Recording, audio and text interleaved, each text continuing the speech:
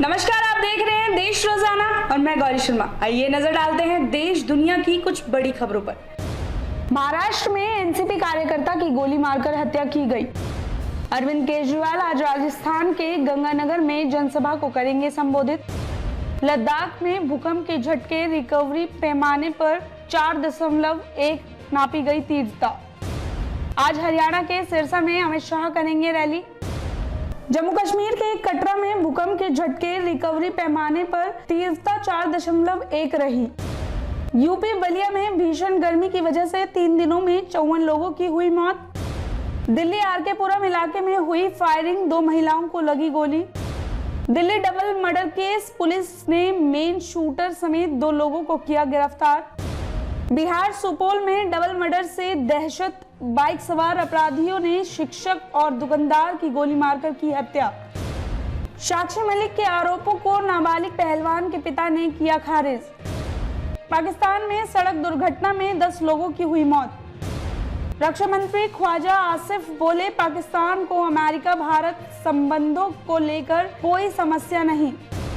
Sudan के Khartoum में हवाई हमले में 17 लोगों की मौत। नाटो मेंबरशिप के लिए अमेरिका के भरोसे ना रहे यूक्रेन, बाइडेन बोले, हम कोई स्पेशल इंतजाम नहीं करेंगे, सभी शर्तों को मानना होगा। अफ्रीका की पुतिन को चेतावनी, कहा जंग खत्म करो, यूक्रेनी बच्चों को वापस भेजो। पुतिन ने बीच में रोका, बोले हम उनकी रक्षा कर रहे हैं। तो ये थी देश दुनिया की कुछ बड़ी खबरें। अब आइए नजर डालते हैं हरियाणा की कुछ अहम खबरों पर। बल्लभगढ़ के सेक्टर 62, 63, 64, 65 के लिए जाने वाली सड़क के हालात बद से बदतर बनी हुई हैं। सड़क पर इतने गहरे गड्ढे हैं कि जिसके चलते वाहन चालकों को काफी परेशानी का सामना करना पड़ता है। इसी को लेकर राहगीर से बातचीत की तो उन्होंने बताया कि यह सेक्टर 62 का मेन चौराहा है। यहाँ से कई गाँव के लिए लोग आवागमन करते हैं। सड़क पर इतने गहरे गड्ढे बने हुए हैं कि जिनके चलते आए दिन दुर्घटना होती रहती है। आइए देखते हैं यह खबर। इस समय मौजूद है सेक्टर 62 और 64 की सड़कों पे। आपको बता दूं, जो ये मेन चौराहा आप देख सकते हैं, ये मेन चौराहा है। लाखों लोग यहाँ से निकलते हैं। आला अधिकारी की बात करते हैं तो आला अधिकारी भी यहाँ से निकलते हैं। और आप स्थिति आप देख सकते हैं, सड़क में गड्ढे हैं या सड़कों में गड्ढे हैं। आप साफ तौर पे देख सकते हैं, जो गाड़ियाँ आती हैं बहुत धीमी गति से आती हैं। अगर किसी को इमरजेंसी हो तो वो यहाँ से निकल नहीं सकता। जो गाड़ियों के चैम्बर होते हैं और बम्पर होते हैं वो टूट जाते हैं। और बारिश के समय की बात करें, 2 पहिया वाहन निकल नहीं पाते यहाँ से। हमारे साथ कुछ लोग हैं, उनसे बात कर रहे थे कितनी बड़ी दिक्कतें आती हैं। क्या नाम है आपका? मेरा विनोद भाटी नाम है जी। भाटी जी, अगर बारिश की बात करें, 2 पहिया वाहन होते हैं, किस हिसाब से निकलते हुए यहाँ से? मैं तो ये कह रहा हूँ जी, अब 2 पहिया वाहन की तो छोड़ो, 4 पहिया वाहन भी, क्योंकि 2 पहिया वाला तो यहाँ गिरेगा ही गिरेगा। और पिछले कुछ वर्षों में यहाँ सैकड़ों हादसे हुए हैं, वो तो बेचारा गिरना ही गिरना है। 4 पहिया वाहन वाले भी सुरक्षित नहीं है। ये तो अभी गनीमत है कि यहाँ पे बारिश नहीं हुई है, इस वजह से लोग गड्ढे 2-2 फीट के गड्ढे देख के निकल रहे हैं। अगर थोड़ा सा भी जल भराव हो जाए तो यहाँ आए दिन हादसे होते रहते हैं। और ये लगभग 2 साल से बराबर इस तरह के हादसे हो रहे हैं। यहाँ पर बताया जाता है एक विधायक हैं और एक मंत्री हैं, फिर भी ये सुविधा नहीं हो पा रही है। मैं तो ये कह रहा हूँ, देखो यहाँ के जो कैबिनेट मिनिस्टर हैं हरियाणा के, वो उनकी होम कॉन्स्टिट्यूंसी है बल्लभगढ़, और उन्हीं पे डिपार्टमेंट भी है। जब वो अपनी विधानसभा में ही अपनी जनता को जो सुख सुविधाएं नहीं दे पा रहे हैं तो वो हरियाणा में क्या कार्य कर रहे होंगे। उनकी कार्यशैली पे एक बड़ा प्रश्न लगता है। और एक बात और मैं कहूँ बड़े स्पष्ट तौर पे कि सड़क में गड्ढे नहीं हैं, गड्ढों में सड़क है। लोग सड़क ढूंढ रहे हैं बल्लौड़ की पूरी विधानसभा में कि आखिर सड़क है कहाँ। ये इकलौती सड़क नहीं है। आप बल्लौड़ की किसी भी सड़क पर चले जाओ। कल मैं निकल के आ रहा था, जो नहर के साथ वाला बाईपास पे आता है, वहाँ आप 10 फीट का एक सिंपल सड़क नहीं दिखा सकते। हर जगह 2-2 फीट के गड्ढे हैं। तो गड्ढों की सड़क बन के रह गई है बल्लभगढ़ विधानसभा। माने 62 की और 64 की कितने जो गड्ढे हैं बने हुए हैं और कितनी सड़कें हैं जो टूटी हुई हैं अब तक? देखो, मैं अगर पूरे निष्पक्ष तौर पे कहूँ तो एक भी सड़क ऐसी नहीं है जहां आप आसानी से अपने गंतव्य तक पहुंच सक जाओ। हर सड़क का यही हाल है। मैं तो आप सब मीडिया कर्मियों का धन्यवाद करूंगा कि आप जनता की बेसिक मुद्दों को उठाने के लिए आए। और आपसे भी कहूंगा, आप एक ऐसी सड़क बल्लभगढ़ विधानसभा में बता देना कि जहां आप आसानी से अपने गंतव्य तक पहुंच जाए। अगर कोई इमरजेंसी में अपने किसी घर के व्यक्ति को कहीं लेके पहुंचना चाहता है, हॉस्पिटल लेके जाना चाहता है, तो मैं नहीं समझता कि वो आसानी से हॉस्पिटल पहुंच जाएगा। बहुत बुरा हाल है, बहुत बुरा हाल है। रक्तदान महादान फरीदाबाद स्थित जाट धर्मशाला, प्याली चौक, भारतीय चैरिटेबल ट्रस्ट एवं नवदीप सेवा समिति ट्रस्ट के द्वारा रक्तदान शिविर का आयोजन किया गया।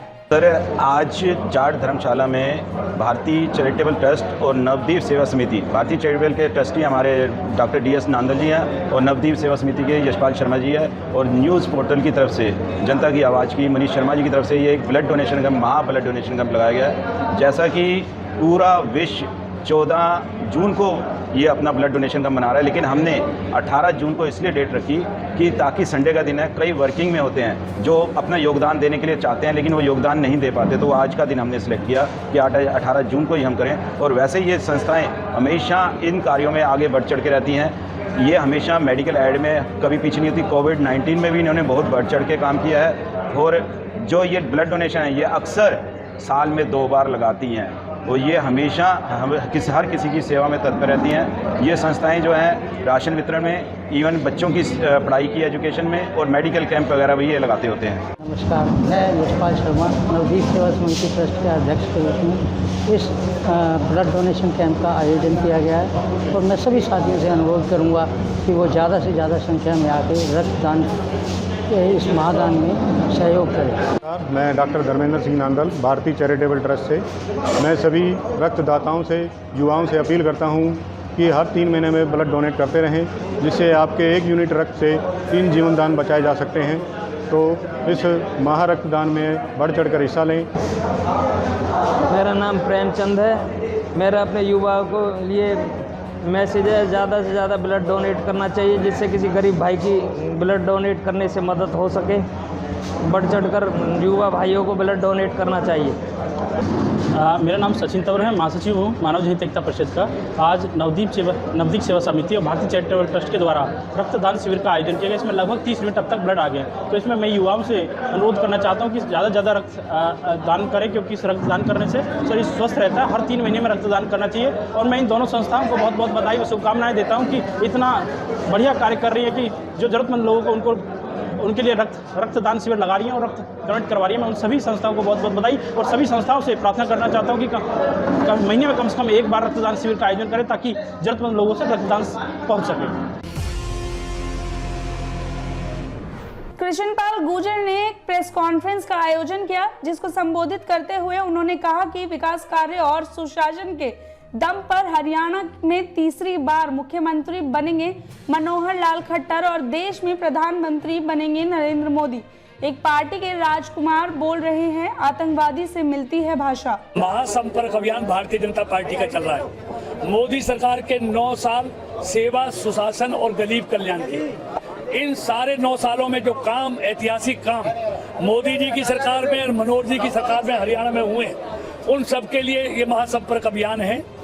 क्योंकि 9 सालों में भारत को एक सुरक्षित भारत, एक ईमानदार नेतृत्व, एक विकास करने वाला भारत मोदी जी और मनोहर जी की सरकार ने दिया है। और जो ऐतिहासिक काम, चाहे वो इंफ्रास्ट्रक्चर के क्षेत्र में हो, चाहे वो गरीब कल्याण के क्षेत्र में हो, ये सारे काम मोदी जी की सरकार में 9 सालों में देखने को मिले हैं। आज भारत 11वें नंबर से 5वें नंबर पर आ गया है। दुनिया में सबसे तेज गति के साथ बढ़ने वाली अर्थव्यवस्था भारत की है। और आज भारत में इन 9 सालों में, अगर मोटा मोटा मैं कहूं, अगर 9 सालों में हाईवे की बात करूं तो 70 सालों में 90,000 किलोमीटर, इन 9 सालों में 50,000 किलोमीटर। ग्रामीण सड़कें 70 सालों में 3,86,000 किलोमीटर और इन 9 सालों में 4 लाख किलोमीटर। एयरपोर्ट 70 सालों में 74 एयरपोर्ट और इन 9 सालों में और 74 एयरपोर्ट। इस 70 सालों में 20,000 रेलवे का इलेक्ट्रिफिकेशन हुआ और इन 9 सालों में 40,000 रेलवे का इलेक्ट्रिफिकेशन हुआ। 400 वंदे भारत जो चल गई हैं, जो 3 साल में और चलने वाली हैं। आज उनकी स्पीड देखिए, रेलवे स्टेशनों का रखरखाव देखिए, खान पान देखिए। आज 6 लाख गांवों को इंटरनेट से जोड़ दिया गया, फाइबर केबल जोड़ के। यही नहीं, आज इस देश में 2,44,000 गांवों को आज ODF फ्री कर दिया गया है। यही नहीं, आज देश में सुरक्षा का माहौल है। आज देश में कहीं बम ब्लास्ट, कहीं दंगा, कहीं कर्फ्यू नजर नहीं आता। आज देश की सीमाएं भी सुरक्षित हैं, देश का आखिरी मामला भी सुरक्षित है।